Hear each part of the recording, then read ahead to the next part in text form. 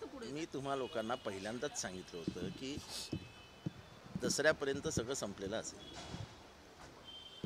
आज 6वा दिवस आहे, 6वी माळ आहे. अजून 3-4 दिवस आहेत दसऱ्याला. आणि यावेळेसचा दसरा 11 आणि 12 तारखेला आहे. 2 दिवस आहे.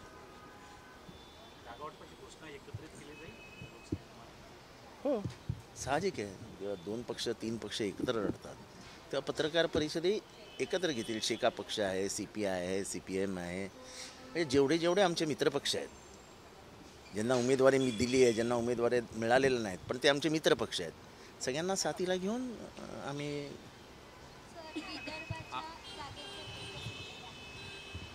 सुटतील. आता कोकण सुटलं, मराठवाडा सुटलं, असं हळूहळू करत विदर्भही सुटेल. आता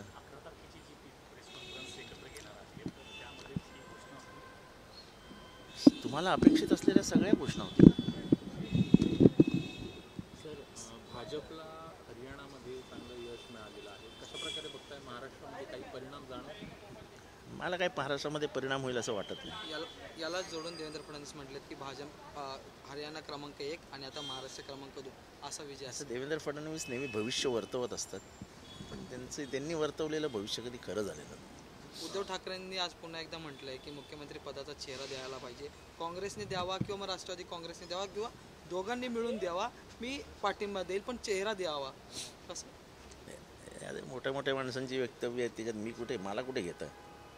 मी काही उमेदवार पण नाही ना. मी उमेदवार असतं तर बोललो असतो, नाही चेहरा घ्या. आपल्याला काय करायचं आहे?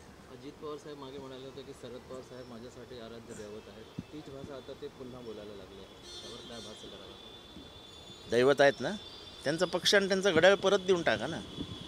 जे चोरून नेलंय देवळातनं ते देवळात परत नेऊन ठेवून द्या.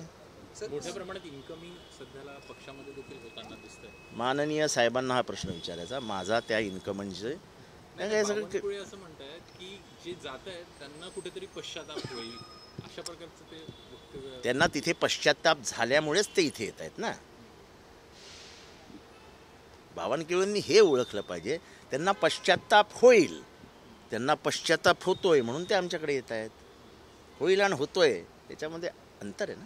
सुप्रिया सुळे यांच्या वाहनात आज एक राजकीय नेता तोंडावर फाईल ठेवून माध्यमांसमोर लपून जाताना पाहायला मिळाला.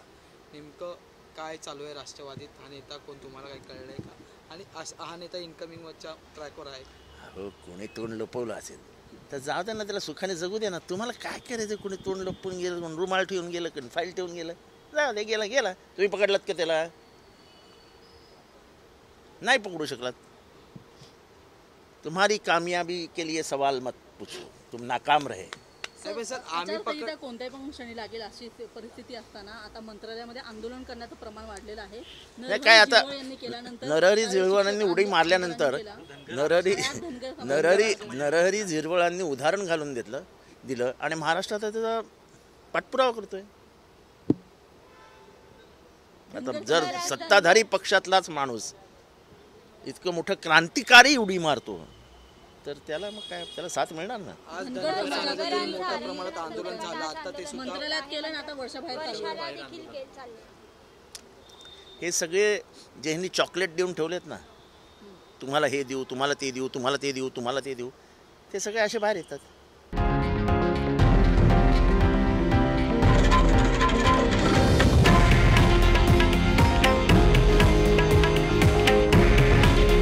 हे आहे देशातील नंबर 1 न्यूज नेटवर्क आणि आपण पाहत आहात TV9 मराठी.